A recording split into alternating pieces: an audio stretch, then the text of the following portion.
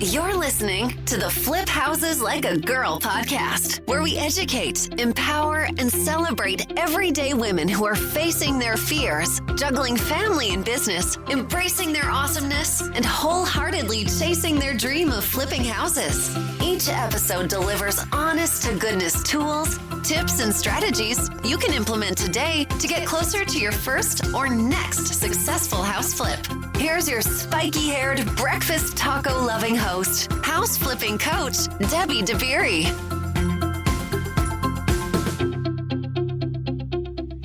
Hey, you guys. I hope that whatever you're up to today, you're having an easy one. And I hope that you are taking some time for self-care. I know I've mentioned that before. I'm going to mention it again because it's really, really important that we are taking care of ourselves. And we tend to think that we're selfish if we're doing that, right? Like, oh my gosh, my kid needs me 24/7. How could I possibly shave any amount of time for myself? Here's the thing. You have to do it.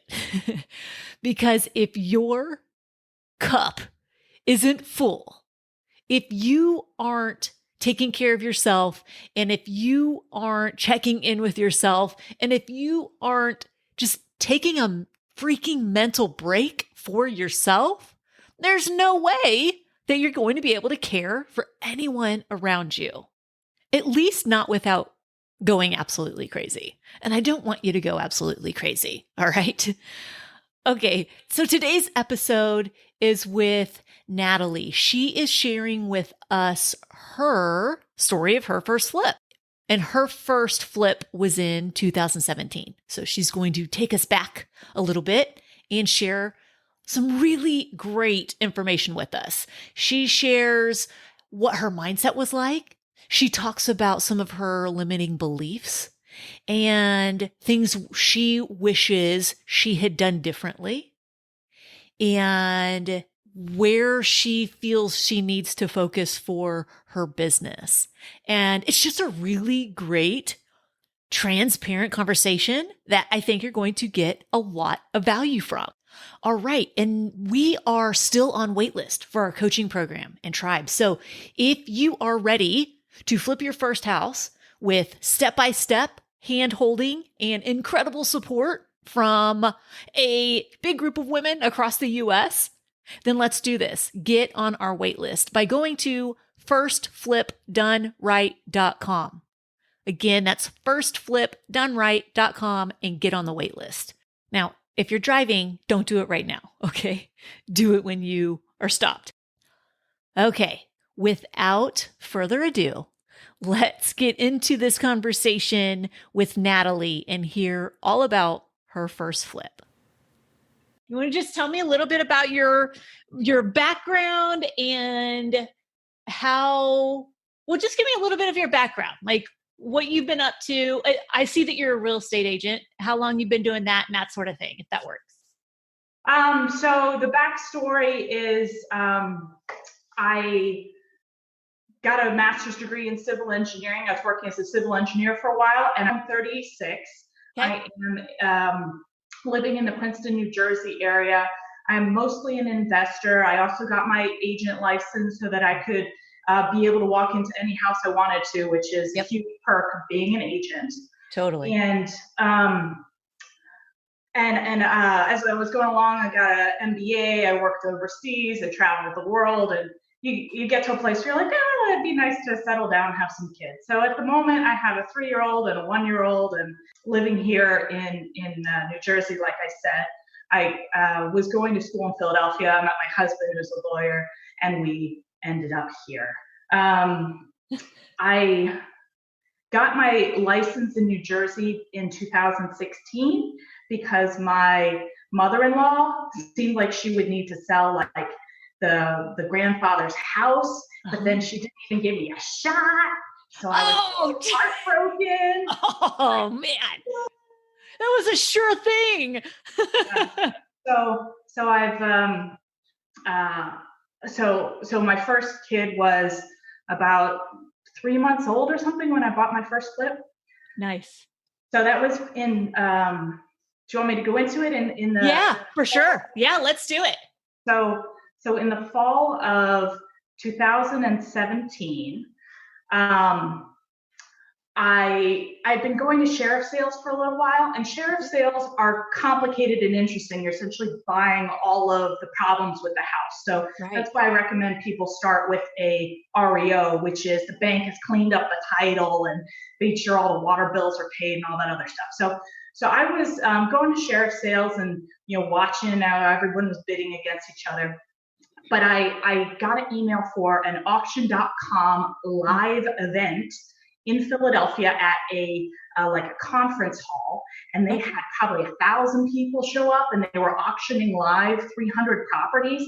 And I came in, and I was like, oh, whatever. And I was used to bringing my, a couple $1,000s of cashier's checks to these sheriff sales. And so I was like, oh, whatever. And so I was just expecting to watch, and I won 2. Oh, I was like, oh, bid on that one. Oh. And completely opposite from sheriff sales, where I had driven by the properties and actually knew something. I was just looking at this catalog. I was like, oh, it's a 4-bedroom, 2-bath. Oh, God, that's okay. hilarious. And I was on Zillow, I think it's worth about 200. That's hilarious. I don't recommend that. But yeah, I was gonna say asterisk. Ended up working out for me. So it was auction.com, but it was actually a live event. And both the properties that I won were Wells Fargo. They were Wells Fargo foreclosures. Okay. And I ended up not closing on the second one because in Pennsylvania, if the owner stays in the house, you have to do this almost 12-month process to evict them because they don't have a lease. And so it's called an ejectment. And I didn't know anything about I knew the idea of cash for keys, but I was like, if I own the property, why am I paying this lady $10,000 to leave? And I was like, that's not fair. So I ended up not buying that one. So the one that I bought was a 110-year-old twin home. So it was side by side with another house, kind of like a side by side duplex, but each is owned individually. Oh, got it. Okay. And it was overlooking the high school football field, kind of like a park, and which is kind of like a nice park view. And when I was bidding on it in the auction, I thought I was buying the whole house because it looked it up on Zillow. It said single family house. I was like, oh my gosh, the ARV on this thing is one. Oh my gosh, good. So I bid 87 for it. So I won half the house for $87,000. And the thing that saved my tail was that the house had actually already been flipped. What? 5 years before, a guy had come in, he had redone the bathroom, he had painted the whole house neutral, he had redone the cabinets. And I don't know if it was a lease to own or whatever, but 3 years prior, they had sold it for about 130. And I guess the person, FHA person stopped paying, unfortunately. I don't know what happened in their life. And I bought the house and it was all kinds of crazy colors. I was like, you can't pay your mortgage, but you can paint it blue. I knew it was gray from before. And so I went into the house. And so the cool thing about vacant houses is that you can bring through your contractors to give you bids before you own it. Right. So I was getting all kinds of bids from people before I owned it. So that day one that I owned it, the guy's there, he's got the materials, he's painting it, doing the drywall, because I had watched some of my friends who were doing flips and they got creamed on holding costs because they just held it way too long. Yep. And if contractors are busy, then they don't get back to you for a week. And if you're waiting on that guy, then you're like, okay, well, Johnny's going to do the house for me, but he can't start till next week. Right. And then, and you just get creamed, especially. So in New Jersey, we have crazy taxes. Pennsylvania was across the river, but they also had crazy taxes. But we have a crappy house and we pay $6,000 a year of taxes. And so that's $500 a month. Yeah. house is worth, 150. Yeah. Whatever. So, Wow. so that was my saving grace, but it was a 110-year-old house, and it had oil tank, 40-year-old furnace, 100-year-old windows. Wow. But I got lucky because I didn't have to fix those, and I sold it just fine. So there are some things that you have to fix and some things you don't have to fix. And that varies. And that's why it's so important to understand the nuances of your area, because it totally varies. And it's really easy to over improve. And it's really easy equally to under improve. Like, just know the right things. Right. So I researched all of the competitors. Yeah, nice. I researched every house that was exactly like mine that had sold in this area. And I said, the highest that anyone has ever sold for in the past 12 months of a house just like mine is $145,000. And I said, I'm going to target that. You don't want to get stuck in that place where you're like, oh, I did this special thing and it's worth 150 or 155. Right. Maybe you get someone who's nice to you, but otherwise you're taking a haircut. Totally. So I was targeting my 145 after repair value. So I spent about $30,000 fixing it, which was more than I needed to. But I had to do a full repaint. I did full new flooring. I took out, it was carpet throughout, and they actually had done new carpet and they had done new laminate, and all of it was in terrible condition after only like 3 to 5 years. But wow, but that happens. Yeah. So I put in life-proof floor all throughout the bottom. And then I put in a new sort of Home Depot carpet on the top. And so, life-proof, all in is like $4 or $5 a square foot. And maybe that was over improving it, but I knew I wanted to make it tenant proof, water. Right.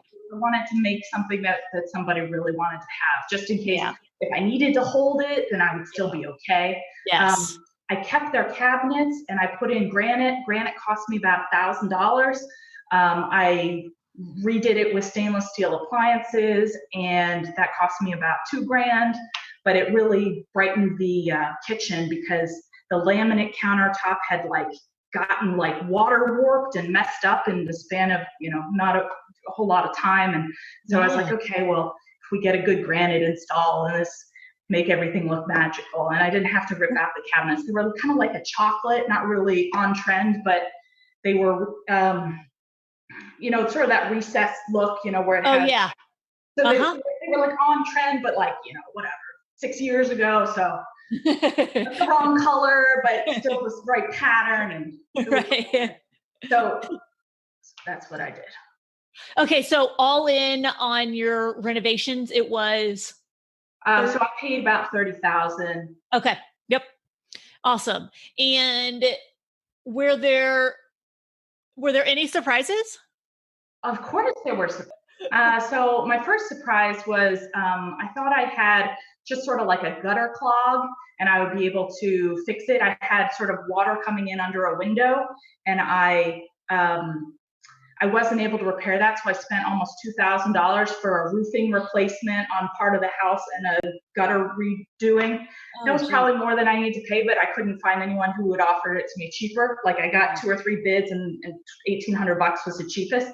That was, $2,000 that just vanished. Ugh. And then when I bought the house, it had so the back of the house, so like I said, it was attached to another house. And so there was a detached garage. So it kind of looked like a 2-car detached garage that one half was mine and one half was theirs. Oh, okay. And so mine had gotten fixed up in the FHA flip, but theirs was really dilapidated. How weird. So to get my certificate of occupancy to sell my house, they made me demolish it. The whole garage? Yeah, so we had to demolish the whole garage because they weren't going to fix up their side. And my side was meh.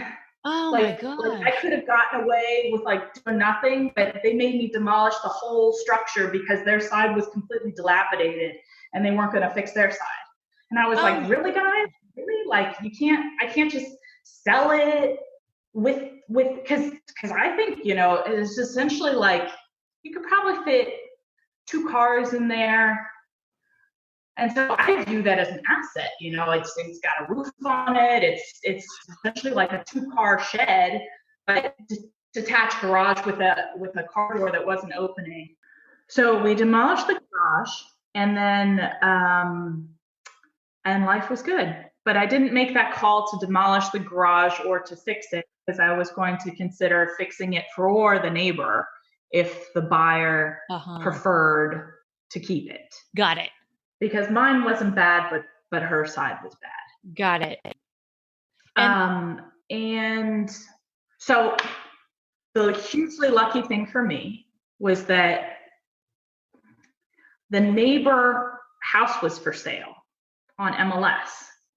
I initially thought that she would help me out, like fixing up the exterior of the house, but she seemed like she was in a pickle of a cash situation. And so she didn't help me out very much as I was renovating the front porch and things like that. When you put it on the market, did you get sale pretty quickly? So that's the thing. I never put it on the market. I stuck a sign in my window, and someone who was going to tour the neighbor house gave me a call and toured mine as well. Got it. So that was probably one of my mistakes. When I put it on the market, it was essentially a sign in my window that said, house for sale, because I wanted to FSBO it. I wanted, as an agent, I wanted to see if I could sell it without paying an agent 3%. Gotcha. And I ended up both paying an agent 3% and paying 3% in seller concessions. So that was about $9,000 off of the top, which ended up being so instead of having like a $20,000 profit, I had a $10,000 profit. Gotcha. But making a $10,000 profit on my first deal, right, I was happy. Yeah. I wasn't. I was under contract in 6 weeks after I purchased it, and I had sold it after 11 weeks. So I bought it essentially December 1st. I was under contract, like mid-January, and I sold it a little after Valentine's Day. Fantastic. And I thought that was great. Yeah. Because, quick, cosmetic, in, out, no permits. I would rather, have a success under my belt. And it certainly gave me the confidence to move forward after that, because my next rehab after that was $70,000, $80,000 rehab. So nice. So it was definitely nice to have a win under my belt so that I'd be able to juggle everything. Totally. Going to the renovation, I was the general contractor. Mm-hmm. So I hired essentially subs under me. I had initially put the scope of work on the internet. I put it on Craigslist, which was a little ridiculous, but I put the scope of work on Craigslist, and I had probably about 10 groups of contractor type people come through and offer to do the job for me. And I hired one guy who was Guatemalan, and it seemed like he had a crew of people under him, but it actually ended up being just him. And he was decent for a while. And then I had to sort of fire him mid renovation because he stopped showing up. So that's one of the fun things when you're working with people that are getting paid, $200 to $300 a day. They get distracted by their next job, and they don't necessarily are focused on yours. So when I started hiring other people to come assist move the job faster, he got upset and he stopped coming as much, and so it just became a difficult situation. Gotcha. Well, kudos to you, because a lot of people, it takes, myself included, it takes us a while to learn the lesson of get rid of people when they're not performing. Oh, absolutely. I had read too many stories about, you give somebody a $10,000 down payment and then they demolish some stuff and they don't show up again. Oh, gosh. I'm sure that happens a lot. Yeah. Okay. So looking back across the project, what were maybe a couple of things that you wish you had done differently? I know you mentioned maybe not listing it or actually listing it on the MLS. One thing that I'm still working on is essentially building a team. The people who seem like they're the most successful have built a team of people that they trust, that they don't have to be looking over their shoulder. They pay them decently, but certainly not top of the market, because it sort of swings between the two where, you know, you find somebody on Home Advisor or Thumbtack and they want, you know, $10,000 to paint your house, and then you find somebody on Craigslist and they'll paint your house for $100 a day, but you have to supervise them, and $1,500 later your house is painted. So, I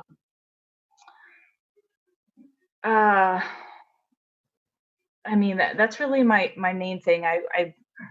Because I burned through probably, you know, 5 or 6 people, and I don't feel like I've developed any kind of team. Yeah. So that's the thing. The goal is to like try out people, and then you have a teammate. Right. But then, you know, after the job was done, I had paid them thousands and thousands of dollars, but they weren't a trusted party. I had gone sort of through the whole cycle of, oh, I'm so excited to hire you and you're doing a great job and come back tomorrow, to, oh, you're not doing such a great job. Can you please fix this for me? And, you know, them getting upset about you calling them out on quality issues, you know, hey, this caulk looks weird, or the paint's drippy, and the more attention to detail you pay, or the trim isn't cut right. And then they're like, oh, well, pay me to fix it. And I was like, why am I paying you to fix it? You're the one who messed it up. You know, I'm buying double materials here. What's the deal? Yeah. So, and I don't know if it works. So that's another limiting mindset thing I have. You know, maybe people pick on me more because I'm a woman, but I feel like, you know, I can be just as successful as guys. And I think that I'm very, very good at doing a good job of finding the deal and figuring out what the comps are, and designing it appropriately with the right colors and the right finishes so that I can sell it. Because I've always had a great success selling and marketing my properties. I mean, I'm, you know, all my flips have been you know, under contract within 3 weeks. Nice. So just, you know, you hit the market right, you've got the right price, you've got the right finishes, and it's just boom, you know, get it done. Yeah. I like that you talked about the mindset stuff. So what were some of the things that were holding you back, or maybe not even holding you back, but what kinds of things were you thinking before your first flip? Maybe what were some limiting mindsets or limiting beliefs that you had before your first flip that you had to sidestep in order to actually move forward on your first flip? So the first one is the financing piece. To, you know, how am I going to get enough money? You know, no one's going to trust me with $100,000 to do this deal. And I actually learned that the Bank of Grandmother is wonderful. And she was getting paid 1%. She was getting paid 1% on her CDs in the bank. Okay. And I offered her 7% interest only, you know, paid monthly and repaid in full at the end of the job. And it worked. Got it. That's right. I forgot to ask. How did you finance it? Yeah, that's right. Bank of Grandma. I love it. And I mean, but then there's so many people in your life that are making almost nothing on their money. Yep. Now, even right now, I've got money in the bank at essentially 0%. Yeah. I'm sure you can hear my baby bouncing in the bathroom. I love it. And the other mindset issue that I have that I'm working through is that I have to take advantage of somebody to get a good deal and to make money in this business. And that's not true. Especially when I'm buying from a bank, I don't feel that guilt. But sometimes when I'm thinking about buying from an estate, I feel a little guilty. So I'm still personally working through that one. Because the numbers don't work if you offer top dollar. And so one of the things that I'm able to do is I'm able to create a whole bunch of jobs for people. Exactly. Not only the people who are painting the house, but also the people who made the paint and the people who made the tile. And, it's a whole symbiotic relationship of, I love turning something from ugly and vacant into a beautiful house that, a happy, family or whatever is now living in. I mean, I create beautiful homes for people at an affordable price. I think that's a great thing. Absolutely. Agreed. And I love that mindset shift because it really, one of my big things, I had the same thing. When I first got started, I had that exact same thing. Like, because what I saw was, I did see other investors taking advantage of people. And I knew that was never going to resonate with me.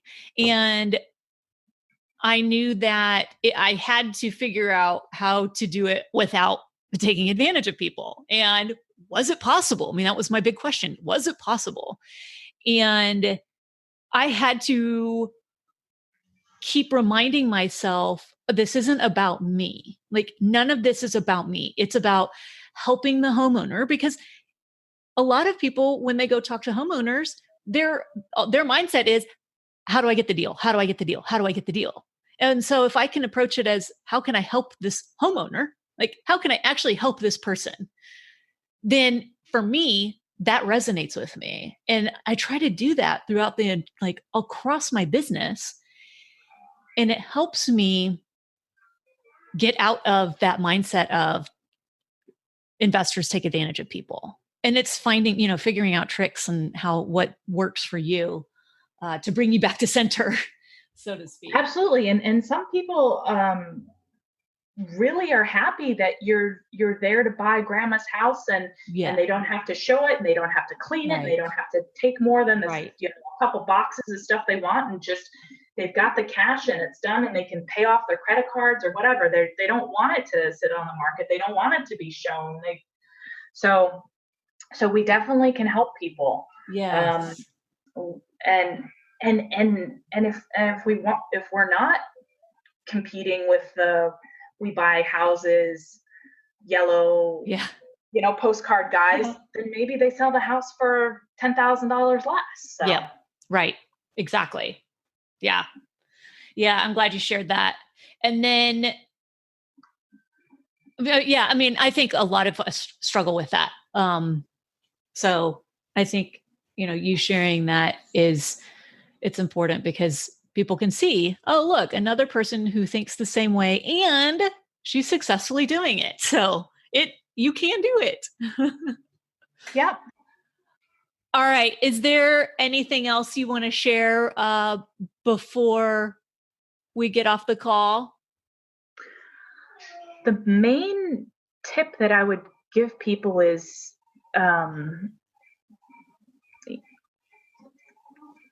get over yourself and take action. I mean, I walked into that auction and I wasn't expecting to win any houses, and I won a house. Yeah. And then I flipped a house. I had so obviously have the background of what it's going to sell for, how much things are going to cost, because you don't want to get yourself into a rotten situation where you've paid too much and you can't make any money. Right.